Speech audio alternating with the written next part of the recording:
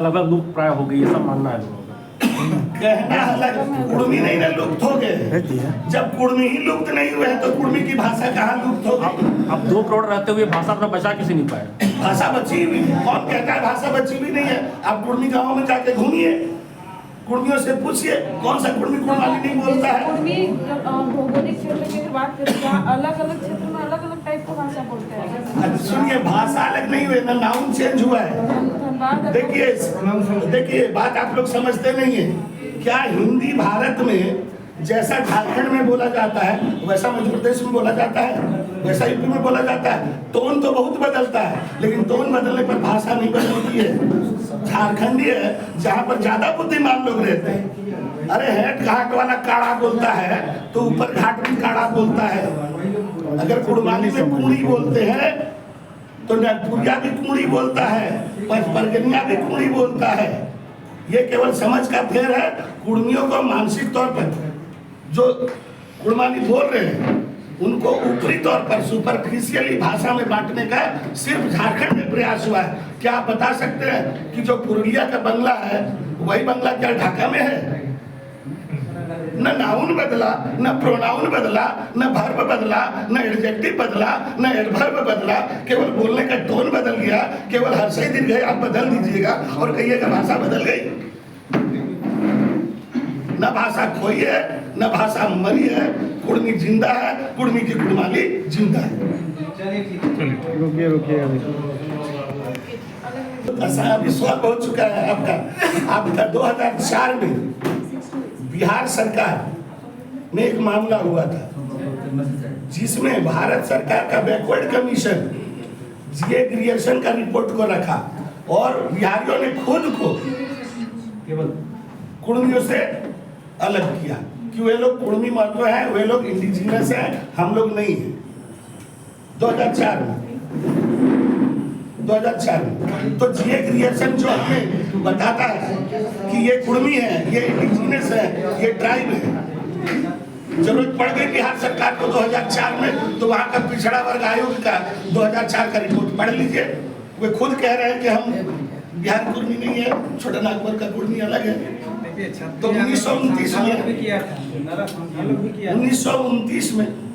1929 में जो लोग कहता है 2004 में वही लोग साबित करता है कि हम लोग अलग हैं, और वो भी जीए ग्रियर्सन के आधार पर। और वो कोई छोटा मोटा बात नहीं है, वहाँ का पिछड़ा वर्ग आयोग ही इस फैसला को करता है जहाँ 6 जज बैठे होते हैं। एक चीज़ बताइए, जैसे आपने जैसे सारा रिपोर्ट आपने दिया कि एक तो दस्तावेज में आपको पहले से हैं सारे दस्तावेज आपको बता। लोग एक जगह क्षत्रिय आंदोलन किए थे, कभी कोयता लिए थे और उसका पे जो है 2 ब्राह्मण को बुला के लिए थे, पांडे तिवारी को बुला के, और चेमेंगजुड़ी में जो है आपका संथाल लोग लिए थे। वो लोग संथाल लोग भी कोयता लिए, वो लोग भी ये किए थे कि हम लोग राय लिखेंगे आज से, किसी शादी ब्याह में नाच गान नहीं करेंगे, संथाली नाच गान नहीं करेंगे, दारू नहीं पिएंगे, हड़िया नहीं पिएंगे। उम्मीद लोग तो किया था कि हम लोग बैल से हल भी नहीं जोतेंगे, मुर्गा नहीं खाएंगे, सब किया है ये लोग। भूमि क्षत्रिय मानभूमि समिति बनाया था ये लोग। ये बात 1931 में जो उसमें लिखा हुआ है कि ये जो भी दावा किया था क्षत्रिय का था, ये बिहार और यूपी का कुर्मी का था। ये सेंसस रिपोर्ट में सेंसस ऑफिसर ने लिखा है। और उसका पहले ही लोग 1928 में क्षत्रिय बने थे संथाल लोग। 1935 में लिए थे चेमेंगजुड़ी में। अच्छा, के चेमेंगजुड़ी में आदिवासी कुर्मी समाज जो है वो एसटी सूची में जो है शामिल होना चाह रहा है। अभी राजस्थान संतोष कुमार गंगवार से जो है मुस्लिम अंसारी जोलहा समाज जो है मिल करके आए हैं और वो मांग कर रहे हैं कि हम लोग को भी एसटी सूची में शामिल कर दिया जाए। तो हमने जो है आदिवासी नेता से भी बात की, प्रेम साई मुंडा जो है बोले कि कुर्मी लोग भी आ गया, अब मुस्लिम आ रहा है, सब आएगा, ब्राह्मण लोग को भी ले आओ। क्या कहेंगे? देखिए, दावा करना और प्रूफ देना है, दोनों 2 चीज है। वो लोग अगर दावा करते हैं तो प्रूफ देंगे, उनका क्या एविडेंस है वो देंगे। हम लोग का जो एविडेंस है हम लोग देंगे। हम लोग तो वही चीज मांग दिखा रहे हैं, हम लोग एविडेंस के आधार पर हम लोग मांग कर रहे हैं। ये हवा में नहीं, आज तो सब बोलते हैं कि आदिवासी लोग विरोध कर रहा है, आदिवासी लोग विरोध कर रहा है। अरे आदिवासी है कौन? आदिवासी भारत सरकार किसी को आदिवासी नहीं मानती है, संविधान में कहीं भी आदिवासी शब्द नहीं है, किसी भी सेंसस में आदिवासी शब्द लिखा हुआ नहीं है। जबकि वही लोग केस किया था दिल्ली हाईकोर्ट में जो है एक केस किया था, प्रेम माटी बोल के प्रेम मूर्ति है, केस किए थे। आदिवासी के ऊपर कोई गाली दे रहा था, एक तो कोई फिल्म बना था, उसमें हाईकोर्ट ने कहा कि एसटी का मतलब आदिवासी नहीं है, ट्राइब का मतलब भी आदिवासी नहीं है, आदिवासी अलग चीज है। आदिवासी का मतलब होता है यहाँ का इंडिजिनस जो सबसे पुराना है। अब जो लोग विरोध कर रहे हैं ये लोग का आप लोग सेंसस रिपोर्ट भी कभी देखिए, कभी आप लोग उस तरह का हम लोग के साथ मीडिया में बोलिए। एविडेंस आप लोग लेते नहीं है, एविडेंस वो लोग से लेते नहीं है। हम लोग जब भी प्रेस मीडिया में उस संबंध में आते हैं तो एविडेंस के साथ आते हैं। इसी में हम ऐड करते हैं कि जो लोग कहते हैं कि कौन आदिवासी होगा कौन आदिवासी नहीं होगा, वो लोग क्या है, वो संवैधानिक संस्था में बैठे हैं, वो लोग मतलब इसकी वैधता बताने वाले हैं, वो लोग जज क्यों बन रहे हैं? उसके लिए तो संवैधानिक प्रक्रिया है, संविधान में हर चीज की प्रक्रिया है, तो क्यों नहीं छोड़ देते? वो प्रक्रिया उस पर काम करेगा। वो लोग जज बन के बैठ रहे हैं जैसे कि वही लोग को काम करना है, वही लोग तो वो लोग सर्टिफिकेट देंगे। कौन अहर्ता को पूरा करता है नहीं करता, इसके लिए है ना संवैधानिक प्रक्रिया। वहाँ हम लोग जा रहे हैं तो उससे मांग कर रहे हैं, अगर वहाँ हम होंगे तो पास होंगे, अगर हमारे एविडेंस नहीं आएंगे तो फिर हम पास नहीं होंगे। लेकिन ये लोग को बीच में आकर ये लोग को जजगिरी करने की क्या जरूरत है? आदिवासियों का ये कहना है कि आप लोग फॉरवर्ड है, आप लोग आदिवासी नहीं मैडम, आदिवासी सबसे बड़ा आदिवासी हम एज कम्पेयर टू आदिवासी पूरी हमें समाज यहाँ जितने भी रहते हैं इस प्रकार में सभी आदिवासियों से बड़ा और पुराना आदिवासी है। इसका सारा पेपर्स कोर्ट में चल रहा है। तो आप संवैधानिक तौर से क्यों नहीं जा रहे? आप क्यों रेल रोको आंदोलन, कहाँ आप रेल रोको आंदोलन कर रहे हैं? हाँ, संवैधानिक प्लेटफॉर्म में पिछले नहीं तो आप कोर्ट जाइए, सुप्रीम कोर्ट जाइए। बिल्कुल, कोर्ट में भी चल रहा है। तो फिर रेल रोकने का क्या तुक है? रेल रोकना डहर रोक दिए। हाँ, तो ये कोई तुक नहीं, संवैधानिक तो नहीं है। कितने लोग नहीं बोले ना कि संवैधानिक करना चाहिए, उस पर बोल रहे संवैधानिक तो नहीं हुआ। वो रेल रोक देना संवैधानिक है? कौन पार्टी आज तक नहीं ये बोले कि संवैधानिक करना चाहिए, भाषा का आंदोलन में संथाल लोग वो तो गलत है। तो ये भी आप भी गलत। कैसे मैं बताता हूँ, हम लोगों ने 6 महीना पहले सरकार को लिख के दिया कि मेरा मामला सुन लो। कोर्ट जाइए। ये कोर्ट का मामला नहीं है सर, यही तो प्रॉब्लम है। आप लोग इस बात को समझ रहे सबको कोर्ट जाके ही मिला है। जब मैं शुरू में बोला कि ये एंथ्रोपोलॉजिकल मामला है, तो आप एंथ्रोपोलॉजी के हिसाब से ना हम ट्राई होंगे, न सोशियोलॉजी के हिसाब से होंगे, या किसी का गलथेतरी में होंगे। अरे भाई सीधी बात है कि 1885 में शुरू हुआ फर्स्ट एंथ्रोपोलॉजिकल सर्वे, जो 1891 में खत्म हुआ, और करने वाला आदमी था एच.एच. रिजले, जिसमें छाटा छोटा नागपुर के पठार में 13 जनजातियों को, आप इतिहास में जाइए कि सरकार फालतू में कोई सर्वे नहीं कराती है, जब उसका गला फंसता है ना तब करती है। तो सरकार जो 1865 में इंडियन सक्सेशन एक्ट लाई, मुद्दे पर जाइए, मुद्दे के बाहर सवाल मत लाइए। 1865 में, मैम सुन लीजिए, पहले समझ लीजिए चीज को, पब्लिक के पास सही बात को जाने दीजिए।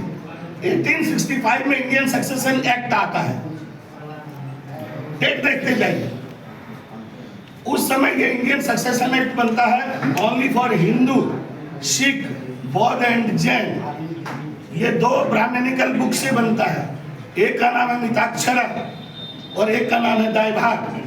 यानी वहां पर 2 ही रास्ता है आपके फैसले का, या तो दायभाग स्कूल में आपका फैसला होगा या तो मिताक्षरा स्कूल में फैसला होगा।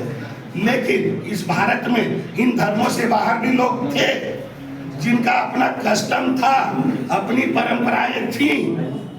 उन लोगों ने जब कंप्लेन किया कि आपका कानून हमारे कस्टम से मेल नहीं खाता है, तब सरकार की मजबूरी हो गई कि भाई हमें पता करना होगा, आइडेंटिफाई करना होगा। इसीलिए आइडेंटिफाई करने के लिए 1885 में एच.एच. रिजलो जो एंथ्रोपोलॉजिस्ट होते हैं, वो 6 साल यहाँ पर सर्वे करते हैं। 1885 ज्यादा दिन का बात नहीं है, अभी से 150 साल का बात है। बात को जरा समझने का प्रयास कीजिए, पब्लिक के पास सही बात जाने दीजिए। उसको जरूरत क्यों पड़ा? क्योंकि इंडियन सक्सेशन एक्ट सब पर लागू नहीं, खप नहीं रहा था। तो किस पर खप नहीं रहा, किसके साथ मेल नहीं खा रहा, तब ये 13 ट्राइब आइडेंटिफाई होते हैं। और यही 13 ट्राइब, यानी कानून लागू होने का 48 साल लगता है सरकार को, तब 1913 की चिट्ठी निकलती है। वहाँ पे 13 ट्राइब होते हैं, संधा, मुंडा, हो, उराव, पढ़ लीजिएगा। और वहाँ पे कुर्मी भी 11 नंबर में है।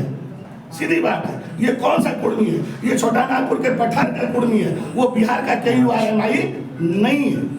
इस बात को दिमाग में ऑलवेज रखिए, नहीं तो का लिंग्विस्टिक सर्वे पढ़िए, वहाँ साफ साफ लिखा हुआ है कि जब भी छोटा नागपुर के कुर्मियों के बारे में सरकार सोचे तो भले इसका KURMI है, लेकिन इसका आर का उच्चारण हर्ड है, तो जीए क्रिएशन 1898 में ही बोल देते हैं, वो शिनाख्त करते हैं। और 1913 में जब ये चिट्ठी निकलती है तो 13 ट्राइब होते हैं। फिर यही चिट्ठी निकलती है 1931 में।